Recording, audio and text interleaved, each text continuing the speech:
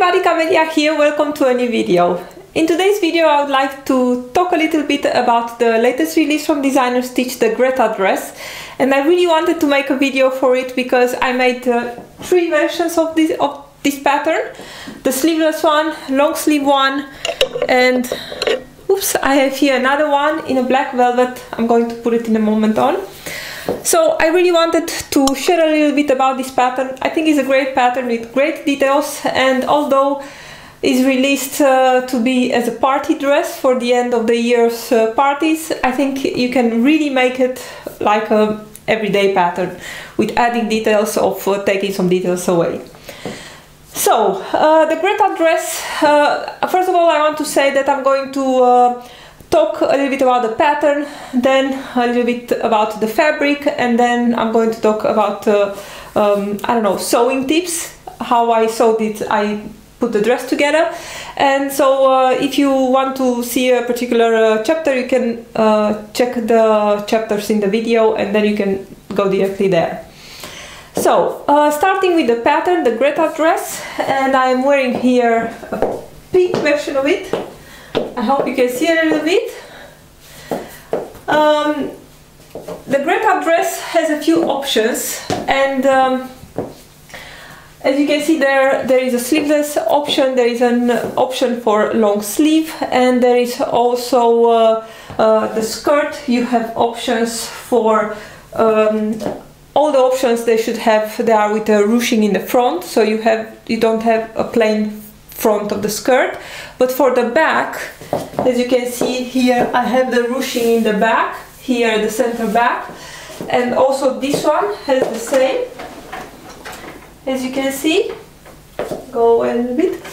Also this one has the ruching in the back, which is a really cool detail actually. But there is also a pattern piece to give you the option to have no ruching in the back, and that's what I used for my velvet version because I didn't have enough fabric to put the ruching in the back in the velvet one. So there is a sleeveless option, long sleeve option, which is great because here it's very cold. The skirt is also in different lengths. You can choose from a shorter length or the maxi length, like here. The velvet one is a little bit shorter. And of course in the Designer Stitch patterns you get always the cup sizing. Also in this dress there is a cup sizing option. The usual sizes from Designer Stitch. Again, if you consider to make this dress or any other pattern from Designer Stitch, really check the size chart. And if you check the size chart and you take the size accordingly, you'll always have great results. But if you have any problems, I always say that it's the best thing is to go on the Facebook page from Designer Stitch. Search, I'll put a link for the Facebook group, and you'll always get the best help there to help you improve your fit for the garments you are making. So this is about the pattern. I don't think of course something very important I should mention. The pattern is designed for stretch fabrics, for knit fabrics, and I think if you are considering this pattern, you ever made a pattern from Designer Stitch, you really should go with the size you made in the past, because this is made from the same knit block from Designer Stitch, so you know that the size is going to be the same like other knit patterns that you use from Designer Stitch. So I made my usual size, it's size 3B, and also with my usual changes. I shortened the shoulder seam by 1 centimeter, I think, and also for the back I made my usual shape adjustment. And I think it's nice to don't have here a lot of fabric. I am wearing a camisole right now under because it's really cold here.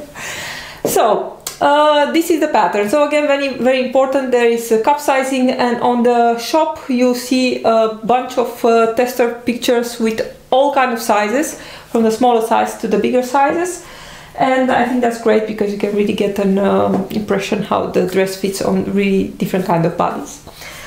So this is about the pattern. Now the fabrics. I made this first one as a pre-test, and I made it first in a rayon jersey, and I think that's the best because I know there is a lot of sparkly jerseys on the market. Some of them, they have a lot of stretch, like this one. This has really a lot of stretch, and there are also a lot of other sparkly jerseys with lesser stretch, or maybe a lot of stretch horizontally but none vertically. And in this dress it's kind of important to keep in mind if there is also up and down a lot of stretch, because then you need to stabilize the dress a little bit, and that's everything is in the instructions. And I'm going to, in the sewing tips chapter, I'm going to talk a little bit about that too. So the fabrics, again, the best start point is to think about rayon jersey. If it's similar to that, that will work perfectly. I have here the velvet version, which is a little bit more stable than the rayon jersey, but this one works too. And why? Because it does have a lot of horizontal stretch, and that's actually pretty important, because here it needs to stretch, of course, around the body, and also here is tight on the hips, so that's really important, the horizontal stretch. So after I made the first version in the rayon jersey, I knew a little bit what is the fit with that amount of stretch, and I ended up, then I made this version, and this one is a jersey with a lurex, with that metal in, but this one it is stretchy in the horizontally, but in the length it doesn't have so much stretch. And again, I'm going to come back on that point. But reading a little bit on the internet and comparing the stretch, I decided to give a try to this jersey. And this is a jersey, I bought it in the Netherlands, but the same is also on Minerva website. They have it there in a bunch of colors. Here is another color of it. I bought it in pink and in this beige, or I know it's a beige, but it's with a silver lurex in it. You can see it here. It's really stretchy both ways. Can you see? And this is what you need. You need to have a lot of stretch. So this will make also a really very fancy dress. Actually, I see it has a line here. You know what happened with this? I bought it in two colors from the internet, and I bought it in pink and in this gold. And actually, both of the pieces, they were quite a little bit short. And I know the web shop where I bought them is a big one, and they are really honest every time and very helpful. But I know what happened, because I think when the cutter cuts this fabric, if you are measuring like this, because it's so stretchy in the length, I think of course it did hang a little bit, and I did end up with a piece that instead of 3 meters, I think it was 2.40 meters or something like that, or 2.60 meters. I don't know, I was missing quite a bit of fabric, and for the maxi dress in this size I really needed 3 meters. So they were really nice. They did send me this piece to have enough to make my dress.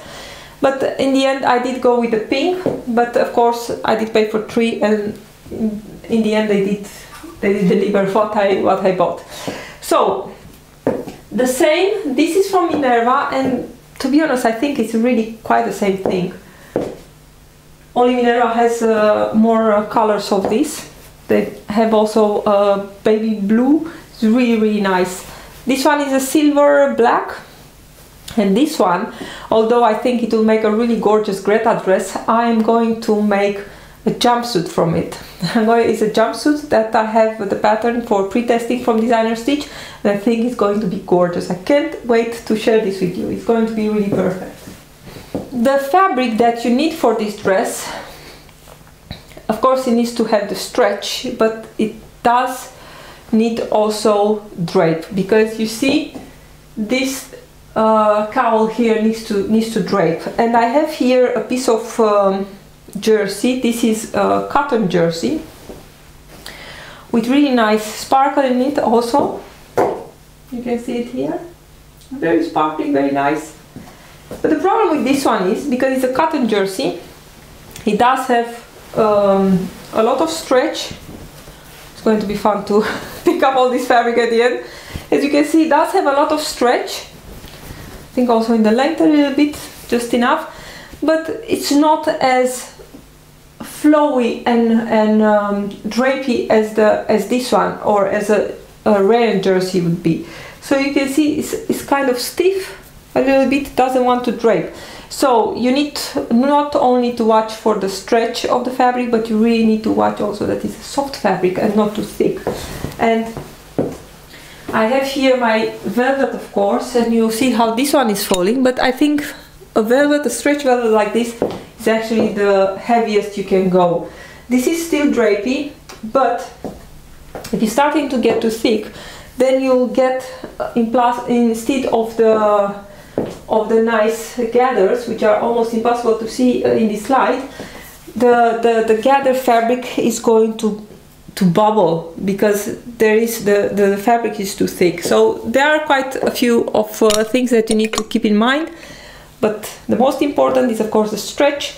The fabric needs to be drapey, and then you are good to go. And I have here two more options. I have here one, and I'm pretty sure that on the testers post you see this fabric in I think in red or pink, and maybe in blue. This is something like a foil print.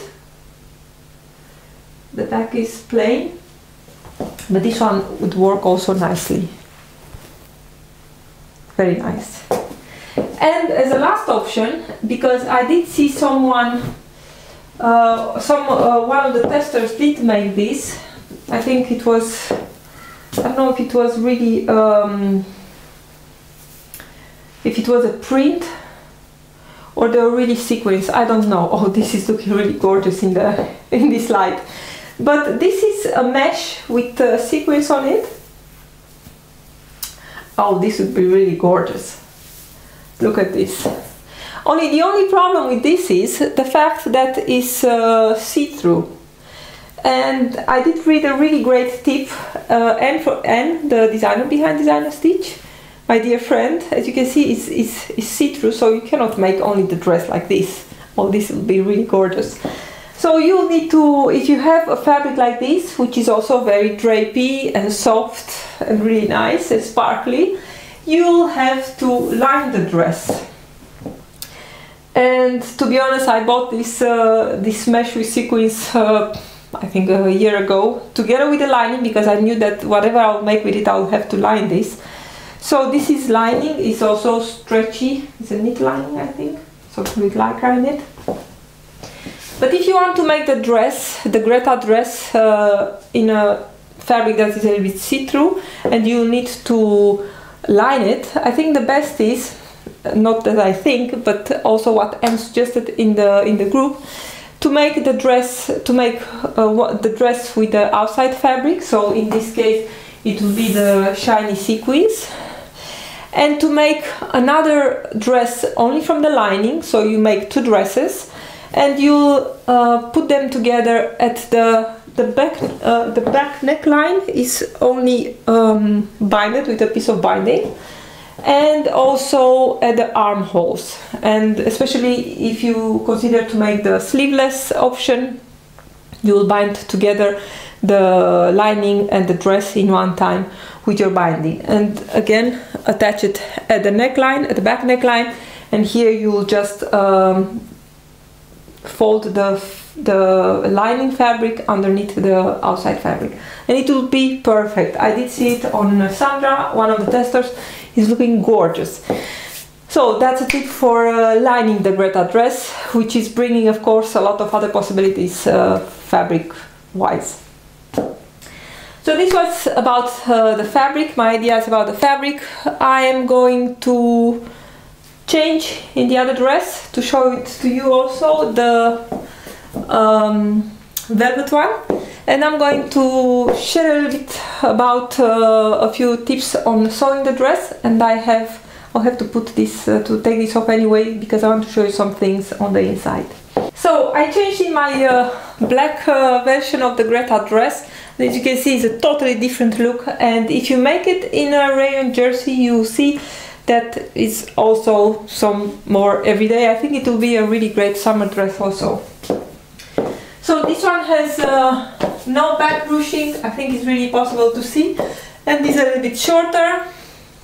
So, sewing tips when sewing your own Greta dress. I think it's really important to notice that the seam allowances in this pattern, they are small, they are only 6 millimeters, and so this is something that you really need to read in the instructions, but if I'm not mistaken, it's 6 millimeters all over the pattern. I did sew my dress almost entirely on the serger because it's a knit fabric and it's really fast on the serger. Something, of course, I did pre-test the pattern, so I didn't have the instructions, and I made the gathers in the gathers for the skirt part. I did make them first on one side and on the other side, and then put together, and you have part of what you need to measure from here to here. You gather to, I don't know, 20 centimeters or what is on the pattern. But later I was thinking, yeah, I'm stupid, why I did not put them together and then gather in one time, and this is how the instructions are also done, of course. What is really, really important, so again, as I said, I did make it almost completely on the serger with a few steps, of course, like binding the neckline, and there binding the armholes. I did use my sewing machine, and also for attaching the elastic, because here in the waistline I have elastic. And I have this one, this is 3 centimeters, I think, but you could get also with 2.5 centimeters wide elastic for the waist, for the waistline. And why is this elastic really, really important? Don't skip the elastic. In the dress here, I used clear elastic, and I think I did not add later. No, still I only the clear elastic. In the dress, indeed, in that dress, I used clear elastic only in the waistline, and it's really not enough. You really need to have a white elastic, and you can see it here. It's only getting attached to the seam allowance of the waistline. I'm going to take the bodice out, and this, you can see it like this, how it's looking. So it's only getting attached on the seam allowance, only on the 6 millimeter seam allowance. But why is so important this elastic? It's important because, because otherwise, here, this piece, and also in the back actually, there is quite a bit of fabric that is hanging from the waist. And having the really stable elastic is going to keep it in place. So my advice is don't skip the elastic and use a little bit strong elastic, firm elastic, not something really soft, because the idea is to sit on your waist. You see how nice it's keeping everything in place. So elastic in the waistband, very important. Use something that is really firm. You can see that this one was already taken out because I did go a little bit too tight, and it's really not comfortable if it's tight, because it's really on the waist and it's a little bit wide. So it shouldn't be. I don't know if there are in the instructions sizes for the elastic, I cannot remember, but I think if you measure only your waist, your waistline needs to fit without stretching, because you know it needs to be firm on your waist. So very important in order to have the gathers stay, or the waistline stay in place. Something else to keep stuff staying in place. In the instructions you see that the gather parts, or the ruching parts in the front and maybe in the back, if you are making the back, they are also getting taped. And let me shift this a little bit. I think this is the back, yes. As you can see here, I added a piece of twill tape, and in the instructions you have there is calling for 3 millimeters bend, but this one was 1 centimeter because this is what I had on hand, and it's really, the seam allowance is only 6 millimeters, so 1 centimeter would be okay, or maybe 3 millimeters, but don't go higher than 1 centimeter, because then you'll have to trim stuff. So this is also something, this is 6mm satin tape that I used for this one to put it on the ruching here in the front. So the tape in the ruching part, of course, is put there to keep the stuff from because if you only sew this together, so you have the chance that the things are going to stretch down and go out of length, you know, from the original length. So having the really strong, and it must not be bias tape or something like that, because the idea is to have something that is not going to stretch, that is going to stay on the length that you want to have it. So in this case, because I used my serger, as you can see, I did serge everything in one time, together with the seam allowance, with the seam. But I was saying, when I was talking about the fabric, the fact that the vertical stretch of your fabric is really important in this case, because it's going to affect the fit a little bit. And although it's not really important here in the top, because eventually you have the elastic in the waist and everything is going to stay till here, is not going to hang down your waistline because you have this firm elastic in the waist. It's really important if your fabric has a lot of stretch in the length too, to put a piece of tape also on the side seams here. And you can see it a little bit here. I did add the same white one, and as you can see here, it's sticking a little bit out. Why? Because I was thinking, well, I'm not going to add it, but if you don't add that, it's only going to sag and to look really, really sad. So my advice is just put tape on both sides. The length is in the instructions, I think it's 30 centimeters from the waist to the high hip, something like that. And of course, if you are putting it in the same time that you are sewing your side seams, it's going to end up in the waist and it's going to be much prettier than this. But I think that's really, really important to tape the side seams, especially if you are using such a drapey jersey like this. Another tip that I want to give is about the binding of the neckline and of the armholes in the sleeveless version. Because this fabric and also the other one, they have like a metal thread in it, and I was afraid that it's going to be a little bit scratchy against my very delicate skin in the back or the armholes. I decided to use for those parts, in this velvet one, I just used velvet because it's soft. But for those parts, I just used some basic jersey to bind, because I knew that it's going to be really nice and soft. And also for that one, I used a navy jersey, I think. You know, if you are putting well, your binding is not going to be visible anyway, but it's nice to have it a little bit closer to the fabric, to the main fabric that you are using. So in that case also I used something that is also a jersey, something really soft, to have it again against my skin at the armholes and at the neckline. Hemming the dress, well, to be honest, that one is not hemmed, and the pink one is also not hemmed.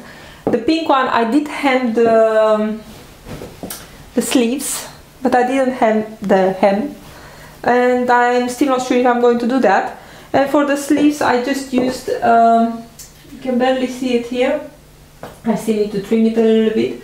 I used chain stitch on my cover machine, on my cover stitch, because it still have a little bit of stretch, and I didn't want to use those to use a double needle, because I was afraid that you are going to see it and it's not so party seam, I don't know. So I just use a chain stitch to give me the stretch, but to be a little bit hard to see for the hemming. So for the down part, I'm not sure for the hem if I'm going to hem it.